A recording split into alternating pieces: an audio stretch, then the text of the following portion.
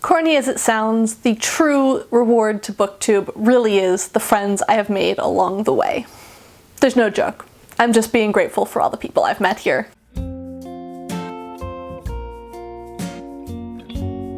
Hi everyone, Rosie here. Welcome or welcome back to my channel. I like to think that we are all friends here and on booktube in general, so I was so excited when Lana tagged me in the friends tag. I will link her video down below, and I couldn't figure out who the original creator is. If you know, please let me know so I can credit them. This tag is pretty straightforward. There's a prompt for every letter in the word friends, and I'm going to share some books that I think fill those prompts. First up is F. Friendship. Name a book with a strong friendship in it. I'm choosing The Lies of Locke Lamora by Scott Lynch because the friendship between Locke Lamora and his band of criminal brothers is so strong. They would go to such lengths to care for each other and to protect each other and to support each other. Arguably, this one goes past friendship all the way into found family because they were actually raised from childhood together. They were all orphans and raised by the same master thief, but I mean, found family, friendship, kind of one's an extension of the other. Also, found family has 2 F's in it, so I feel like that still sort of fits. R. Real life. A non-fiction book you want to read. I'm really excited to get to Narcoland, The Mexican Drug Lords and Their Godfathers by Anabel Hernandez. This is a work by an investigative journalist, I'm pretty sure,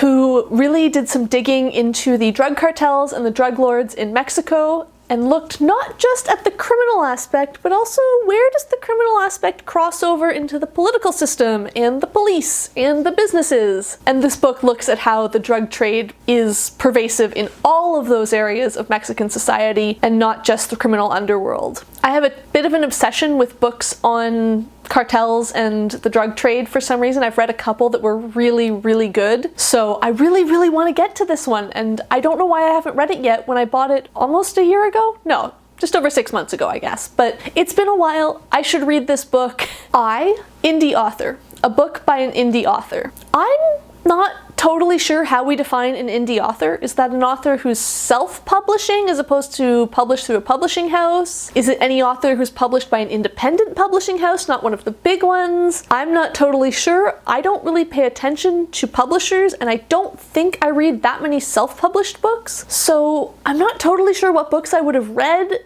that fall under indie author, and I think this pick does, but I've gone with The Case of the Missing Men by Bertin. This is a mystery and graphic novel with Nancy Drew aesthetic and a seriously creepy mystery about a group of teens who have like a little finding lost dogs and who broke into the shed type mystery solving club, who are thrown in the deep end when a real big mystery turns up on their doorstep. E. Endings. A book where the ending made you scream. I thought the ending of The Faceless Old Woman Who Secretly Lives in Your Home by Jeffrey Cranor and Joseph Fink was incredible. This is the 3rd Welcome to Night Vale novel and follows the story of the faceless old woman, alternating between her past, starting from her childhood several centuries ago, and what she's up to in the present. The present sections are all narrated from, I think it's first person from her point of view, if I remember correctly. It's certainly narrated from her perspective. And at the beginning, the sections in the present are very much sort of funny, and this would read as a horror novel if you were seeing it from the other person's perspective, but because you're seeing it from her side, it's just funny and Welcome to Night Vale wackiness. But as the book progresses, those sections really amp up in intensity until the ending completely blew me away. I'm obviously not going to say what happens or what it is, but I thought it was really good and I did not expect it from the beginning. N. New.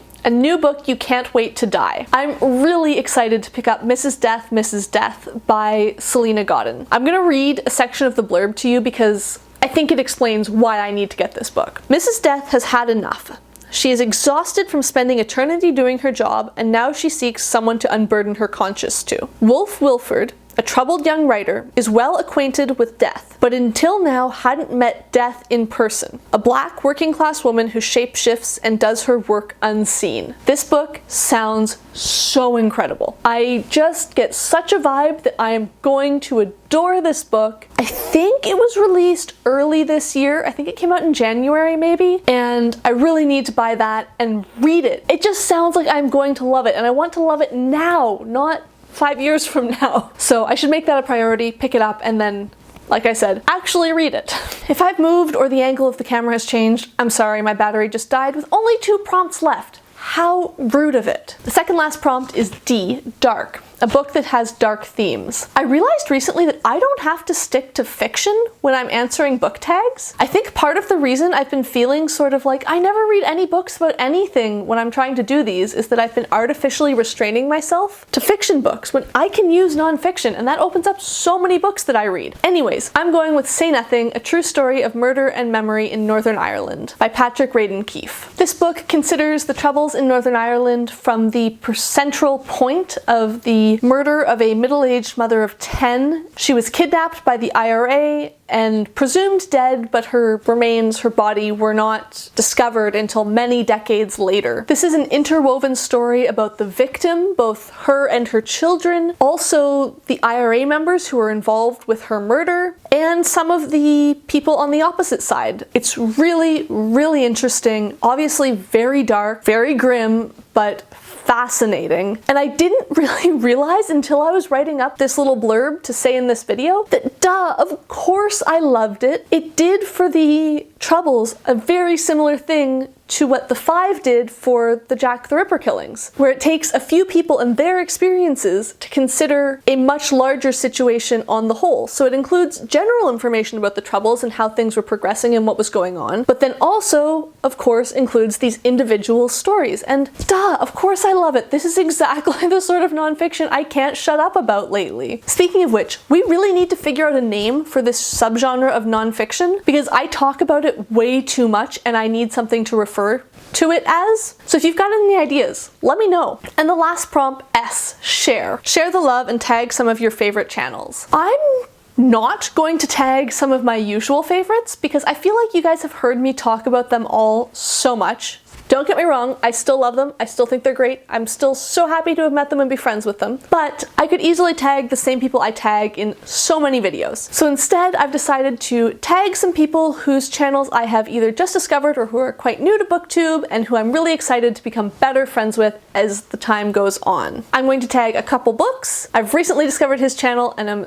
so into it. Also, Believe in Yourself, who has just started booktube and has made some really great videos. Canadian Bookworm, I just saw her booktube newbie tag the other day when I'm filming this, a couple weeks ago when you're seeing this, and I'm always really excited to see a fellow Canadian on booktube, and I'm really excited to see what videos she has in store for us. Also, Gunpowder Fiction and Plot. I know they're quite popular, but I've only started watching their videos kind of recently, and I'm getting so into them. And finally, Mary the Raccoon, another Canadian who I've just discovered and makes some fantastic videos, so I'm really hoping to watch more of those. And of course, if you would like to do this tag but I haven't tagged you, please consider yourself tagged. Or if you'd like to let me know what some of your picks for some of these prompts would be down below in the comments, I'd always love to have a chat with you down there. As always, if you like this video, please give it a thumbs up. If you would like to see more of my videos, please hit subscribe, and thank you for watching.